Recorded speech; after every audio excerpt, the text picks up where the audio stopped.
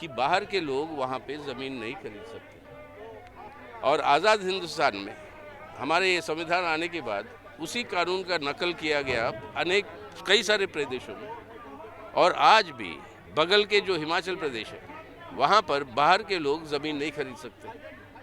दिल्ली में जो हुआ था वो भी अवैध है, तो उनका ये बहाना है अवैध के नाम से। अगर अवैध है कोई, वहाँ पे लोकल बॉडीज़ है, लोकल आपके पंचायत है, वहाँ पर उनके साथ बैठकर इसको परिशीलन करिए इसकी।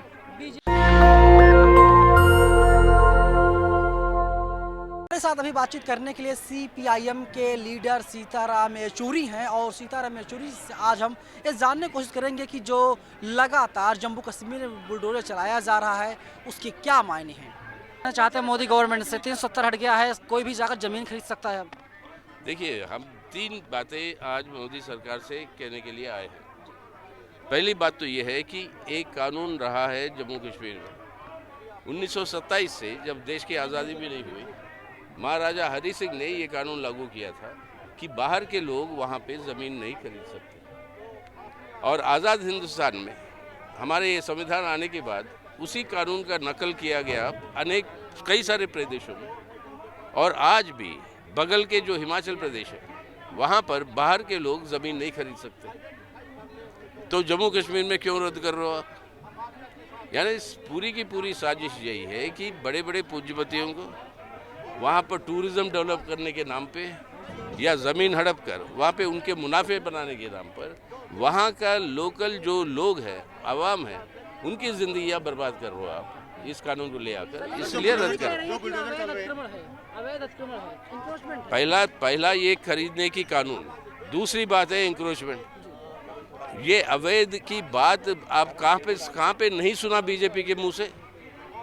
उत्तर प्रदेश में जो हो रहा है वो भी अवैध था, दिल्ली में जो हुआ था वो भी अवैध है, तो उनका ये बहाना है अवैध के नाम से। अगर अवैध है कोई, वहाँ पे लोकल बॉडीज़ है, लोकल आपके पंचायत है, वहाँ पर उनके साथ बैठकर इसको परिशीलन करिए इसकी।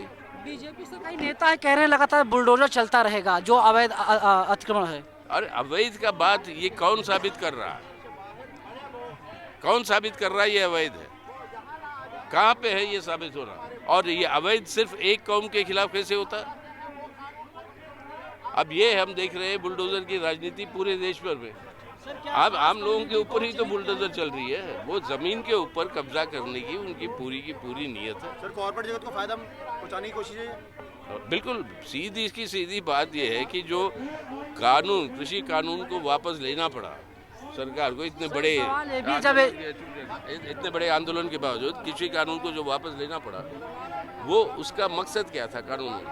कि इसके ऊपर कॉर्पोरेटों को मुनाफे बनाने का मौका दे, किसान को बर्बाद करो, किसान की ज़मीन को हड़प लो। सर, ये भी तो सकता है वहाँ की आवाम को कॉर्पोरेट जगत के थ्रू रोजगार देने की कोशिश की जा रही हो। हाँ, वहाँ की आवाम को कॉर्पोरेट जगत के सहारे रोजगार देने की भी कोशिश की जा रही हो। यार ये कभी ना हुआ। किसान लाखों के तादाद में जो खेती के ऊपर जिंदा रहता है, करोड़ों की तादाद, उसको आप खेती से ही वंचित करोगे, उतने लोगों के लिए कहाँ से दोगे अपना रोजगार? अब ये तो असंभव है, असंभव की बात नहीं, ये तो सिर्फ एक बहाना है कि हड़पने के लिए, अपने मुनाफे बनाने के। ये हम होने देंगे। सर, राज्यपाल शासन लागू है, क्या लगता है वहाँ चुनाव होने चाहिए? बिल्कुल होने चाहिए चुनाव। अब ये बताइए, आप पहले कहा था कि 2019 में जब आपके पार्लियामेंट के चुनाव हो रहे थे, तभी हमने कहा था कि वो आप स्टेट असेंबली का भी कराओ, लेकिन वो नहीं करवाया। पार्लियामेंट का करवाया, ये नहीं करवाया। बाद में कहने लगे डिलिमिटेशन करनी है, डिलिमिटेशन अब हो गया। बाद में कह रहे थे कि वोटर्स लिस्ट जो है फाइनल करनी है, वोटर्स लिस्ट फाइनल होके छप गया। बाद में कहने लगे कि शांति को बहाल करनी है। अब खुद ही गृह मंत्री महोदय रोज दिन रात मतलब पूरे दुनिया में प्रचार कर रहे हैं कि जम्मू कश्मीर में एकदम शांति है। तो अगर ये तीनों हो गए तो क्यों नहीं करवा रहे हो चुनाव? चुनाव करवाओगे तो वहाँ पे अधिकार है, वहाँ की असेंबली जो भी है वो जो है कानून बना सकती है और लोगों से सलाह मशवरा हो सकती है। सर, आने वाले 2024 चुनाव में जम्मू कश्मीर का मुद्दा फैक्टर बनेगा?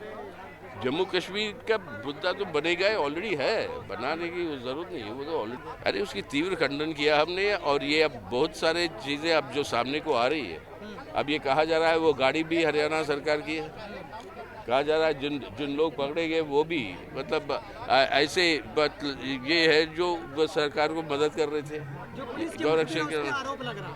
हाँ? जो पुलिस के मुखबिर हरियाणा पुलिस के, उन पर आरोप लग रहा है। वही अब ये आरोप सब लग रहे हैं, ये गंभीर आरोप है।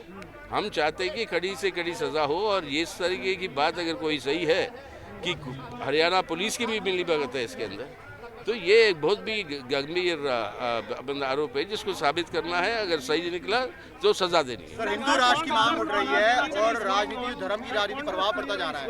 एक एक करिए। सर, हिंदू राष्ट्र की लगातार मांग उठ रही है। मुख्यमंत्री योगी आदित्यनाथ ने भी कहा है कि हिंदू राष्ट्र देश का प्रथम धर्म है। क्या लगता है इसमें? यार धर्म तो धर्म होता है, प्रथम हो, सेकेंडरी हो, थर्डरी हो, जो भी धर्म है वो एक व्यक्तिगत निजी निर्णय है एक इंसान का।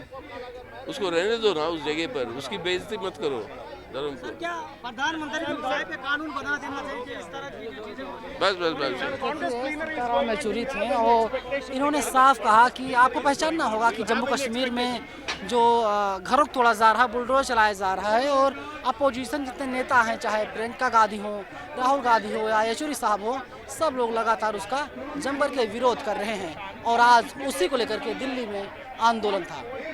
पूरी खबर पर आपकी क्या राय है, आप हमें कमेंट सेक्शन में जरूर बताइएगा। कैमरा पर्सन आशीष के साथ मैं नवीन कुमार नंदन, नेशनल दस्तक, जंतर मंतर, दिल्ली। नेशनल दस्तक की आपसे गुजारिश है कि अगर इसको बचाना चाहते हैं तो नेशनल दस्तक को सब्सक्राइब करने के लिए रेड कलर के सब्सक्राइब बटन को दबाएं, फिर बेल आइकन की घंटी दबाएं। नेशनल दस्तक को बचाने के लिए बहुत जरूरी है कि हर खबर को शेयर करें, लाइक करें, कमेंट जरूर करें।